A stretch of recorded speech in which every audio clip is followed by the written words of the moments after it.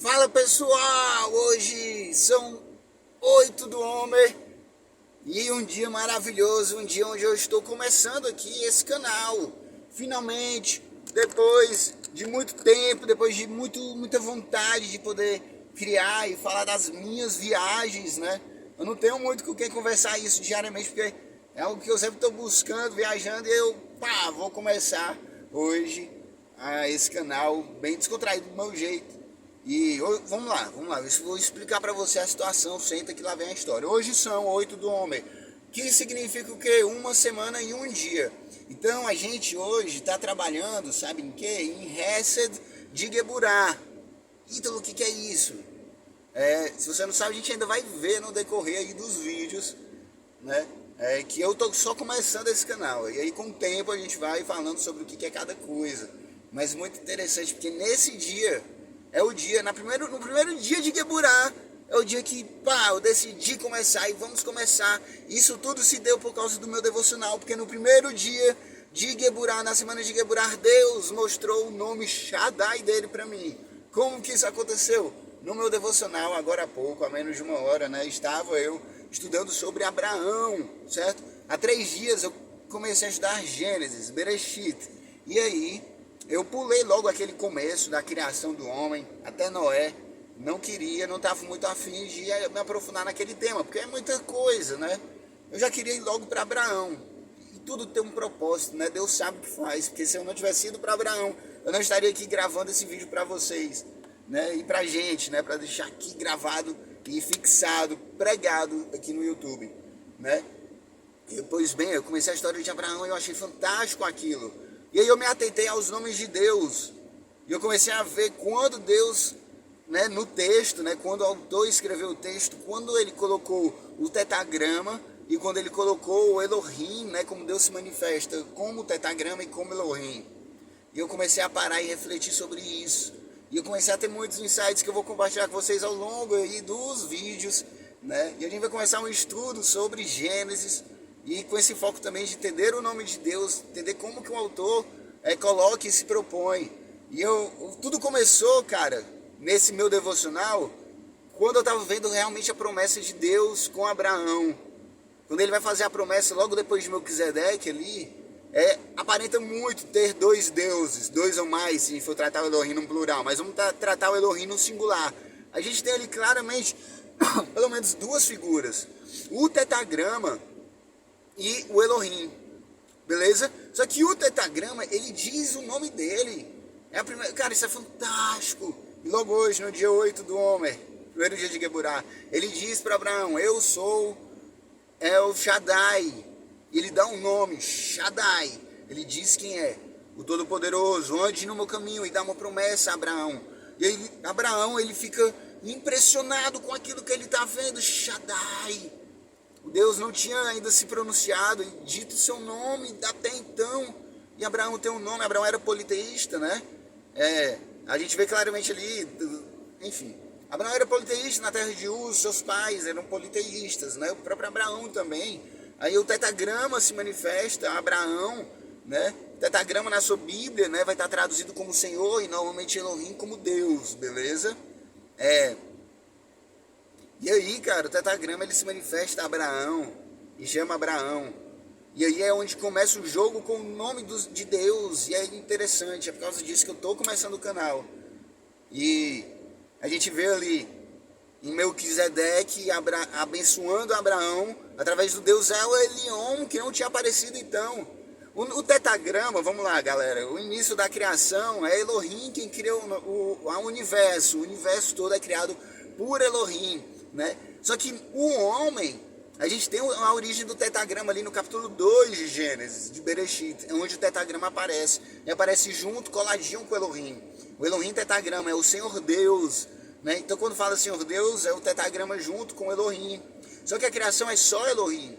Então quando a gente vê a natureza, é Elohim, certo? Até agora. Não sei como é que vai ser, a gente vai fazer o estudo juntos. Mas na criação ali é só Elohim. O tetagrama aparece no capítulo 2 quando vai falar do homem, beleza? E tudo que acontece no homem a gente está lidando com o tetagrama. Quando chega em Abraão, a gente tem Agar, cara, o anjo, o mensageiro, O Malar, né? O Meller, que pode ser um ser humano também, beleza? Mas o anjo, o Meller, do tetagrama aparece para Agar, né? E Agar descobre o novo nome de Deus, que é Eloá Atá Roi. Aí eu tenho que ver se é Roi ou Roi, né? Mas Eloá Atá, olha, o Deus que vê. Então a gente já tem um outro nome ali, tem a ver com Abraão. Então aí, nessa história de Abraão toda, começa a surgir os nomes. E aí quando Deus vai aparecer, o tetagrama aparece Abraão, para dar a promessa. E ele dá o seu nome, meu nome é El Shaddai. E você terá isso, isso, isso, isso. E Abraão fica, pô, e ele colocou a cabeça no chão, na terra, certo? Na natureza, na profundidade. E aí quem aparece para ele? Elohim. E dá uma outra promessa. Na verdade, dá a mesma promessa. Então ali no final ele tem uma promessa de dois, aparentemente de dois seres. O tetagrama que se apresenta como Shaddai, das profundezas da sua consciência, e Elohim, da profundeza do cosmos e da natureza. Muito profundo isso. É interessante que um pouco antes, Abraão cai no sono profundo, e aí trevas, cara, entram na cabeça dele, na mente dele, Deus começa a falar e dizer as coisas ruins que iriam acontecer com a descendência deles. É o tetagrama ali se manifestando em trevas. Então por que Deus quer se manifestar ao homem e trazer as informações do mundo espiritual para o mundo terreno? Por que ele trabalha dessa forma? São coisas que a gente vai filosofar aqui ao longo, né, dos vídeos. Vamos aprender juntos. Estamos só começando. Então essa parte, esse texto chamou minha atenção, do Shaddai e do Elohim se manifestando a Abraão, cara, né? E no final da promessa vai dizer que a descendência terá o seu Elohim. É o seu Elohim da descendência. Então o meu Elohim, a minha consciência, o meu Deus, né? E a gente vai meditar e se aprofundar nisso no decorrer dos próximos vídeos. Então aqui é o pontapé inicial para esse canal. E que seja uma bênção, que traga luz e não confusão, que traga paz e não guerra, apesar de ter momentos para tudo nessa vida. Que Deus nos abençoe, que Deus seja um Deus pessoal, um Deus que está diariamente em nossos pensamentos, porque nós precisamos trabalhar na modulação da nossa mente, para poder usufruir do que é bom, perfeito e agradável, né? Vai dizer isso, mas é real, cara. Muda o teu pensamento e aí as coisas vão começar a mudar dentro da tua vida, né? Como exercício prático, eu estou fazendo a contagem do Homer na primeira vez. Então hoje é dia 8 do Homer. A gente vai contar 50 dias até, né, na cultura judaica, a outorga da Torá. Então Deus dá a Torá. E nós temos que agradecer, quem é cristão, crente, né? Alguma religião tem que agradecer, cara, por esse livro, porque chegou até nós. Se Deus não tivesse dado a Moisés a Torá, o que seria, né, da nossa religião, do nosso pensamento como ser humano, da nossa sociedade, né? A gente pode dizer, o cristianismo ele movimentou muitas coisas ruins, pro bem, pro mal também, sim, mas hoje cá estamos. A gente tem que olhar para o hoje, né? O dia que se faz hoje, né? A história que é contada está presente no hoje e não tem como negar o que acontece. Fato é, nós temos uma cultura cristã, a sociedade ocidental pensa de uma maneira grega, né?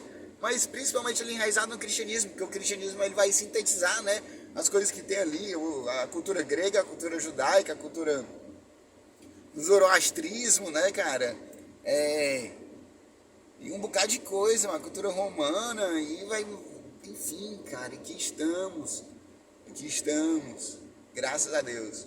Então é isso, esse vídeo é um pontapé inicial, vai ter muita coisa boa, vou começar a gravar o estudo de Gênesis, a gente vai fazer isso juntos, beleza? E tentar entender a história ali que está por trás, de maneira profunda, de maneira legal.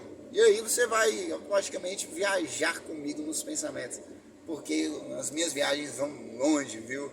E é isso. Eu sou Ítalo Brandão, tenho 30 anos, hoje, né? E tô deixando isso daqui no YouTube pra posteridade. Beleza, galera? Valeu. Se você tá vendo isso um tempo após Espero que Deus